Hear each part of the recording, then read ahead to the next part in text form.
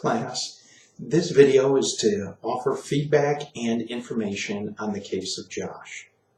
In case you haven't realized this, the case of Josh was an actual case that I dealt with. And I thought that the use of it, while a little controversial for the purpose of this discussion, would kind of make a few points extremely evident when it comes to interviewing. I apologize for the headset, but it's the only way my microphone seems to be working. Seems like the theme for this particular class. The first thing that I would like to point out is the same thing that I've pointed out to most of you in our initial posts. No matter what the topic or what the referral question is, or who or where that referral question originates from, when we're conducting an interview of any kind, we need to know what it is we're there for, what is asked of us, and that begins our plan for how we will go about doing it in the most efficient and effective manner possible. So it doesn't matter whether it's alcoholism, sexual abuse, felony murder, or just trying to figure out if somebody's depressed or not. Knowing what it is that you're there for and what exactly the questions are. I've had a number of people upset that when I have come out and stated that, why are you passing judgment in this particular case on so little information? Many of you have pointed out that the case study itself states that the court was requesting treatment recommendations. Those treatment recommendations have to be based on your sound clinical judgment and the instruments that you use to gather the information to make those recommendations. If we're making recommendations prior to the assessment, then why bother doing the assessment?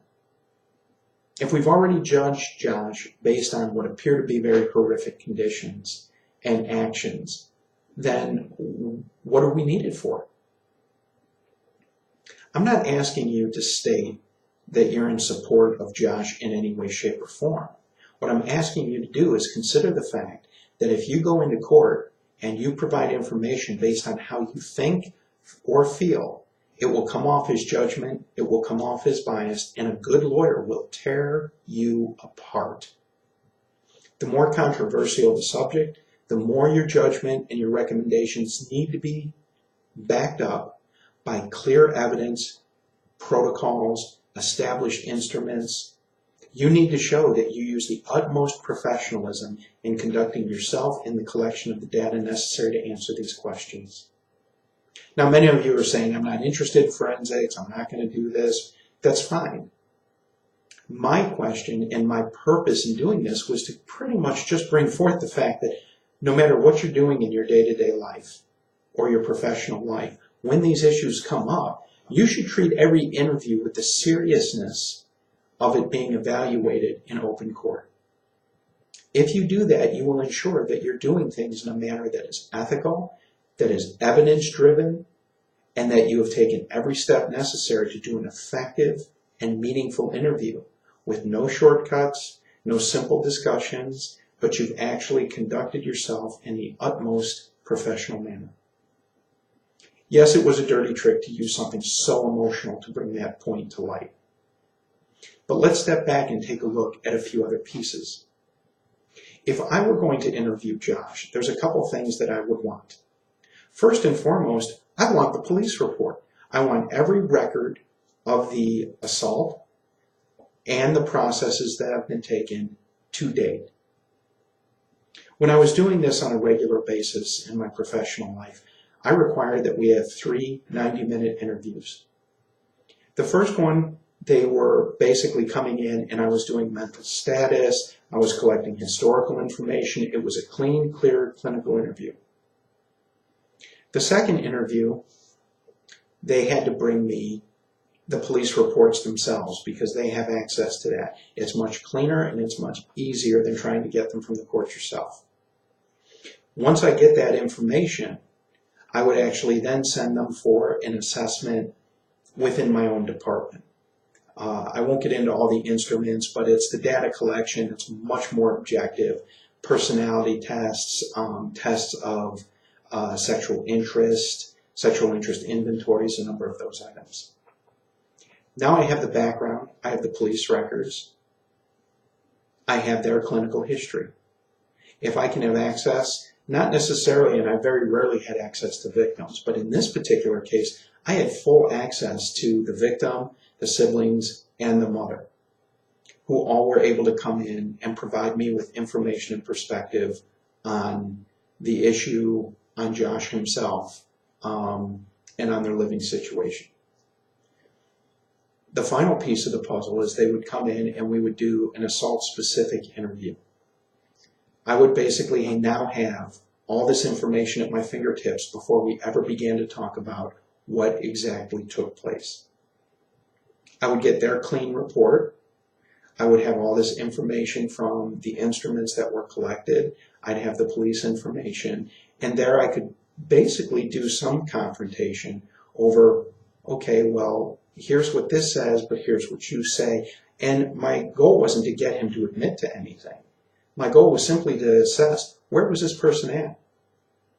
Were they still in denial? Were they still defending their behaviors and actions?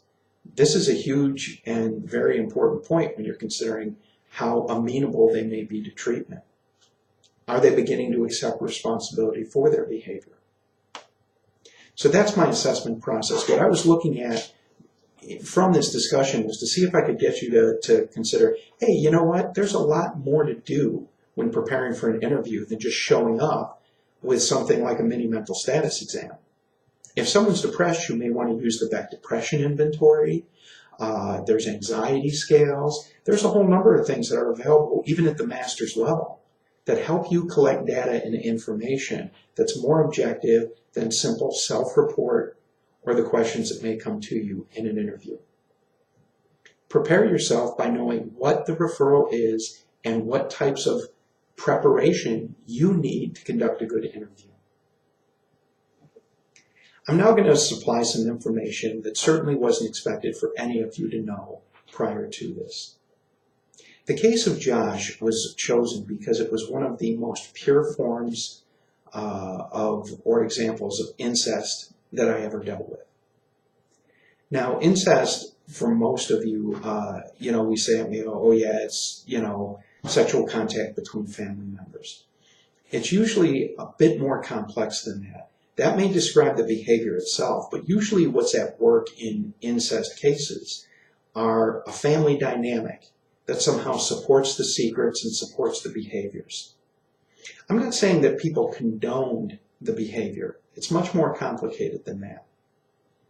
We often see in cases of incest that there have actually been multi-generational experiences, sometimes on both sides of the family, that lead to this dynamic becoming something that realizes or manifests itself in these forms of behavior.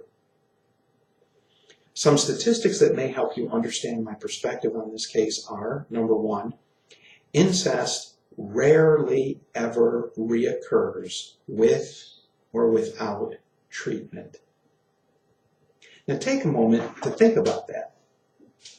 Why would I say something like that? Research has shown that in cases of incest, that once the behavior is discovered and brought out into the open, it's such a shock to the family system that it rarely happens again. Number one, when social services is involved in the years, whether it's therapy, whether it's supervised visits, whether it's any of these types of things, it's going to be years before this person has the opportunity to ever re-engage in this behavior. Even if they do, the siblings and the system are so aware of the behavior that it really doesn't allow opportunity to occur. In many cases, incest perpetrators, once they've come under this level of scrutiny, oftentimes are ejected from the families. Even if they're not, many of them, it so alters the patterns of those behaviors that even without treatment, we rarely see it happen again. Now, we can debate that until we're all many, many years old, and it probably isn't going to help a great deal. In the case of Josh, I've heard court-mandated reporting. I heard take those kids out of the home, take him out of the home, all these kinds of things. The truth of the matter is, there is not one assessment instrument that raises flags on Josh other than the behavior itself. He doesn't use violence. It wasn't a same-sex crime. She wasn't prepubescent. So even at the time of the behaviors having started, she was fully developed into adolescence. Now, I'm not saying she was a full-grown woman, and that doesn't make it okay by any stretch of the imagination. I'm simply saying that in the world of examining sex offenders, there is a distinct difference between someone who chooses a victim prior to their development at adolescence and those that choose after. So most of the indicators that we have don't say that Josh is a chronic, long-term, dangerous offender. No other criminal activity, no history of violence, no history or at least known history that we can find of any type of pornographic interest. One of the instruments that I was trained in and that we used for these assessments was called the ABLE screening device, which to this day is still one of the most highly thought of devices in terms of the detection of pedophilic interest, which means detecting if someone's interested in prepubescent children as a sexual interest. Now, when this instrument is run, it's not very invasive.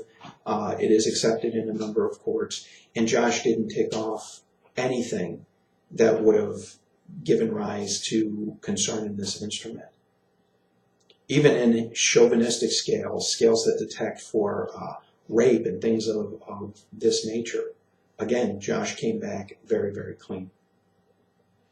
Social services chose to leave him in the home under these extremely suspect circumstances. He was locked out on a porch basically at nighttime and slept out there. And it was kind of built in and somewhat insulated, but certainly not the most comfortable of choices. The key was actually kept with social services. Most of us would never have stated that this was a good scenario. But what it came down to is they were very poor. They had 4 children. He was the only working member of the family. Actually, I think it was 5 children now, if I remember the story fully. So what it really came down to is it was not economically feasible for this man to live anywhere else. We even thought about shelters and things of that nature. But the minute you're accused of something like this, most homeless shelters won't take you. And number 2, they lived way out in sort of a rural community. So there wasn't really access that would allow him to get to his job, still have access to the home and things of that nature. The family was incredibly supportive of staying together intact. They were a highly religious family, and they truly believed that this was something that they could heal from. They were in treatment. They were under heavy supervision. I'm not saying that you have to feel good about it or agree to it. I'm simply giving you the background on what took place in this case.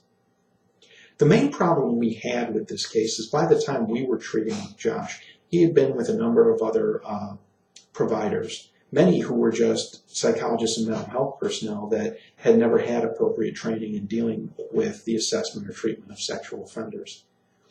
Every single person they saw, whether it was a social service person, a social worker, or a counselor, had the exact same reaction that most of us had in the discussion this week. And that was to start making calls, making reports, trying to get him removed from the home. And this led to 2 years of absolute nightmare conditions where things were constantly being interrupted.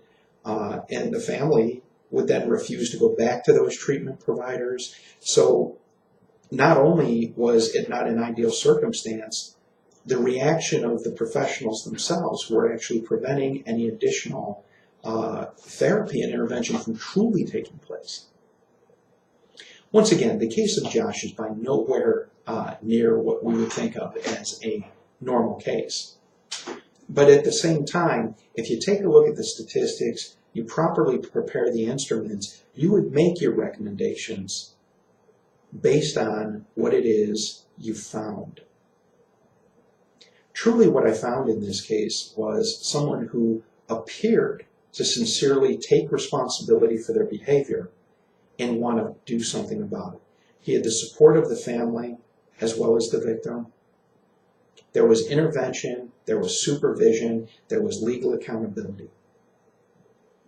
Again, I don't believe to this day that I wanted this man living on the porch with the victim and potential additional victims close by. Yet every objective piece of evidence and every interview and research supported fact that I looked at told me that this was about as safe a bet as we could possibly make. And given the lack of any other feasible circumstances, social services, ourselves, and the court all ended up in reluctant agreement to the living arrangements.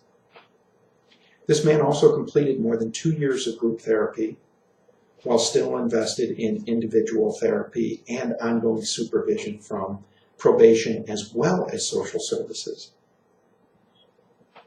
I know that probably doesn't make most of you feel any better. But at the same time, I thought giving you a more direct explanation than I could simply type out in words might be a little bit more reasonable for this particular case.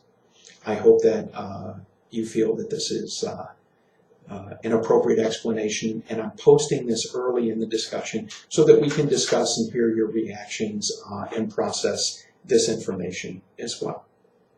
Thank you for being honest, and thank you for taking the risk to try and struggle with such a sensitive and difficult case. Thank you.